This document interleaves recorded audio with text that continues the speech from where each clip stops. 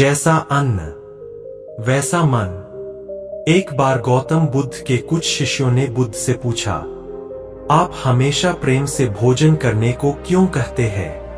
आप भोजन संतुलित मात्रा में ही लेने को क्यों कहते हैं?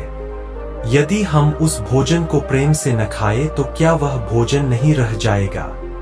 यदि हम बहुत अधिक भोजन कर लें तो क्या वह जहर का काम करेगा? शिष्य की बात सुनकर बुद्ध मुस्कुराए और बोले, हम जैसा भोजन करते हैं हमारे विचार वैसे ही बन जाते हैं। यहाँ भोजन से बुद्ध का मतलब इन सभी चीजों से है जो भी हम लेते हैं, चाहे वह भोजन हो या जानकारी, ये दोनों ही चीजें हमारे जीवन को गहराई से प्रभावित करती है। गौतम बुद्ध अपने शिष्यों से कहते हैं, मैं तुम्हें एक छोटी सी कहानी सुनाता हूँ, इससे तुम्हें बेहतर ढंग से समझने में मदद मिलेगी।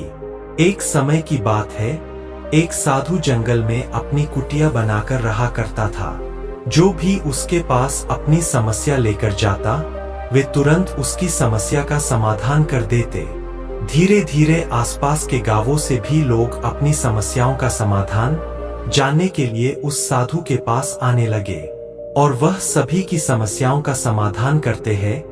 धीरे धीरे उनकी प्रसिद्धि गांव से शहर और शहर से राजधानी तक फैल गई। ऋषि की प्रसिद्धि उस राज्य के राजा के कानों तक पहुंची। तो एक दिन राजा अपने सेनापति और मंत्री के साथ उस साधु से मिलने पहुंचे। राजा ने साधु से कहा, महाराज, मैंने आपके बारे में बहुत चर्चा सुनी है। मैंने सुना है कि आपके पास हर समस्या का समाधान है। इसलिए मुझे लगता है कि हमारे राज्य की अदालत में आपकी सबसे ज्यादा जरूरत है। जहां लोग हर दिन नई नई समस्याएं लेकर आते हैं, आप यहाँ जंगल में अपना समय क्यों बर्बाद कर रहे हैं? आपको यहाँ ठीक ढंग से भोजन भी नहीं मिलता होगा। जंगली फल तोड़कर खाने पड़ते होंगे और पत्थरों पर सोना पड़ता होगा।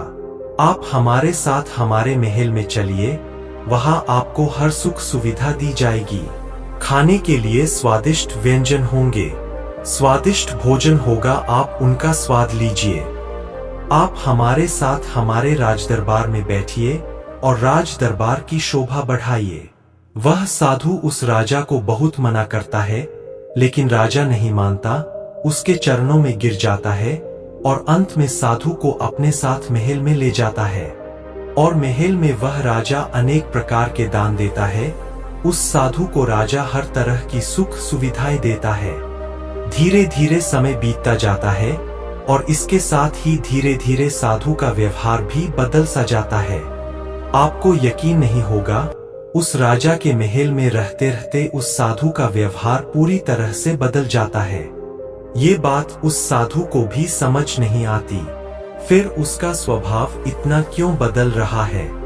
फिर एक दिन अचानक मौका पाकर वह साधु महल से भाग जाता है, लेकिन वह अपने साथ कुछ कीमती सामान लेकर भाग जाता है, जिसमें रानी का हार, हीरे जवाहरात और कुछ कीमती पत्थर होते हैं। जब राजा को साधु की चोरी के बारे में पता चलता है, तो वह राजा पकड़ने के लिए उसके पीछे कुछ सिपाही भेज देता है। सिपाही साधु को हर जगह खोजते हैं, लेकिन वह कहीं नहीं मिलता। वह साधु जंगल की तरफ भागता है और भागते भागते थक जाता है। फिर जंगल के बीचों बीच में आकर एक पेड़ के नीचे बैठ जाता है। जैसे ही वह पेड़ के नीचे बैठता है, तभी पेड़ से एक फल टूटकर उस साधु के पास गिरता है। वह साधु बहुत भूखा था, इसलिए उसने वह फल उठाकर खा लिया। वह फल एक औषधि होता है जो पेट में जाने के बाद उस साधु को बीमार कर देता है। यदि अनावश्यक रूप से दवा ली जाए तो यह शरीर को नुकसान पहुंचा सकती है। वह औषधि उस साधु को बहुत बीमार कर देती है। इतना बीमार हो जाता है कि उसकी मृत्यु होने वाली होती है और उसका शरीर लकड़ी की तरह सूख जाता है। अब उस साधु के मन में विचार आया कि मैं उस राजा का धन लेकर क्यों भाग रहा हूँ? मैं तो एक साधु था, न जाने मुझे क्या हो गया कि मैं यह धन लेकर व्यर्थ नहीं भाग रहा हूँ। यह विचार आते ही वह साधु आत्मग्लानि से भर जाता है। वह बहुत पश्चाताप करता है और महल में वापस चला जाता है और राजा का धन लौटाने लगता है। यह देखकर राजा साधु से पूछता है कि तुम्हें धन जब लौटाना था तो फिर आप यह धन लेकर क्यों भाग रहे हैं? यह सुनकर साधु राजा से कहता है, क्षमा करें महाराज, लेकिन पिछले कुछ महीनों से मैंने आपका भोजन खाया, इसलिए मैंने बिल्कुल आपके जैसा ही सोचा। उस पेड़ को बहुत शुभकामनाएं जिसने मुझे वह औषधीय फल दिया, उसे खाने से मैं बीमार हो गया और जो कुछ मैंने तुम्हारा खाया वह सब उस बीमारी में चला गया। और तब मुझे एहसास हुआ कि मैं कितना गलत कर रहा था। वह साधु राजा से कहता है कि तुम्हारे पास जो भी धन है वह तुमने मेहनत करके नहीं कमाया है, या तो तुमने इसे चुरा लिया या पुनः प्राप्त कर लिया। इसीलिए इस धन के उपयोग में मेरी बुद्धि भ्रष्ट हो गई थी। कथा समाप्त होने के बाद बुद्ध शिष्यों से कहते हैं, हम जो स्वीकार करते हैं वही हमारा भविष्य तय करता है।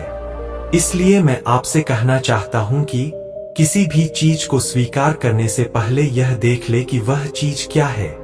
आप जो लेने जा रहे हैं वह कहां से आता है? क्या यह पाप से आता है? क्या यह क्रोध या ईर्ष्या से आता है या प्यार से आता है? क्योंकि आप जो भी लेते हैं, चाहे वह भोजन हो या विचार, ये दोनों तय करते हैं कि आपका भविष्य कैसा होगा। आशा करते हैं दोस्तों वीडियो अच्छी लगी होंगी। अगर यह वीडियो आपको अच्छी लगी हो तो इस वीडियो को लोगों तक शेयर करें और ऐसी ही कहानियां सुनने के लिए हमारे चैनल को सब्सक्राइब और वीडियो को लाइक जरूर करें।